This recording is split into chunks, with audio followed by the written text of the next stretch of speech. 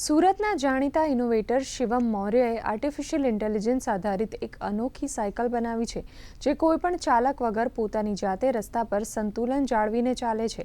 અંદાજે 35,000 રૂપિયાના ખર્ચે બનેલી આ સાયકલમાં માણસના પગ જેવું મિકેનિઝમ ગોઠવવામાં આવ્યું છે જે આપમેળે પેડલિંગ કરતું હોવાથી તેને ગોસ્ટ સાયકલ કહેવામાં આવે છે।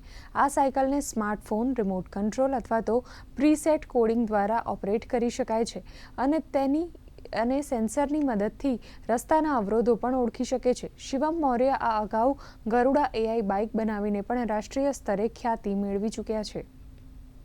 साइकिल अभी रोड पे चल रही है, मीन्स ये अपने आप टर्न ले रहा है, अपने आप रिवर्स जा रहा है, अपने आप फॉरवर्ड जा रहा है, सारे फंक्शन जो है ये अपने आप ऑपरेट हो रहा है। तो मतलब ये जो है ये एक सेल्फ ड्राइव साइकिल है। रोड पे जब आप देख रहे होगे ये रोड पे चल रहा था तो ये दो हूबहू इंसानों की तरह पैर मारते हुए, इसमें पैर भी लगे हुए हैं जो हूबहू एक इंसानों की तरह ही दिख रहे थे, लेकिन एक्चुअल में ये क्रिएट किया गया, बनाया गया हमारे द्वारा मैकेनिज्म है। तो रोड पे जब चल रहा था तो लोग बोल रहे थे ये कोई एक अदृश्य शक्ति है जो इस साइकिल को चला रही है, लोग बोल रहे थे ये भूतिया साइकिल है या फिर घोस्ट साइकिल है।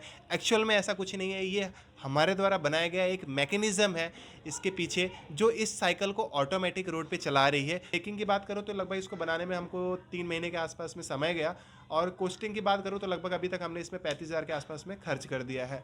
और जब इसको हम लोग पब्लिक के बीच में लेके गए तो जो लोगों का रिएक्शन था बहुत ज़्यादा यूनिक था, क्योंकि लोगों के लिए भी ये कंसेप्ट नया था और हमारे लिए भी ये नया था।